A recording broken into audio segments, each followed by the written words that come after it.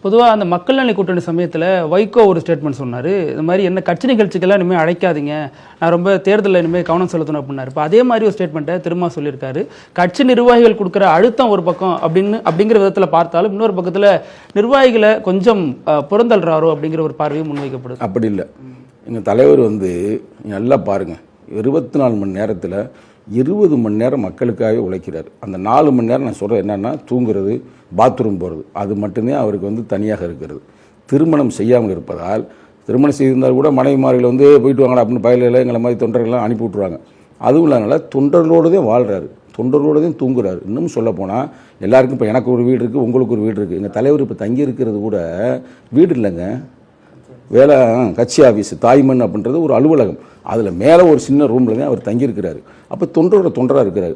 இன்னும் சொல்ல போனீங்கன்னா, உலகத்திலே ஒரு தலைவனுக்கும் தொண்டனுக்கு நேரடியான தொடர்பு உள்ள ஒரே தலைவர் இவர் தான். தொடர்ந்து உழைக்கிற தலைவர் இவர் தான்.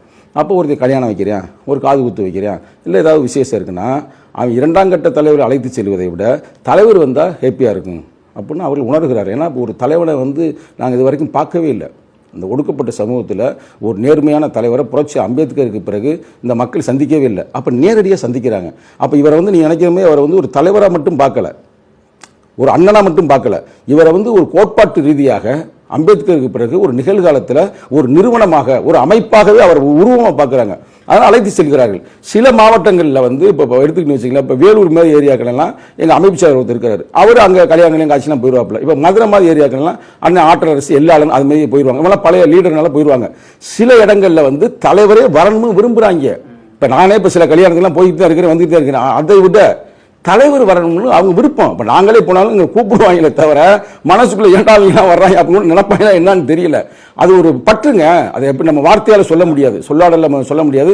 நேரடியான தொடர்புங்க. இப்போ நான் கள்ளக்குறிச்சி ஒரு மேடை பொறுப்பாக போகிறேன், இல்லை மதுரைக்கு நான் போகிறேன்னாலும் கூட நான் போகிறதுக்கு முன்னாடி அங்கே இருக்கிற நிலவரம் என்ன அப்படின்றத நேரடியாக இவரே கான்டாக்டில் போயிடுவார்.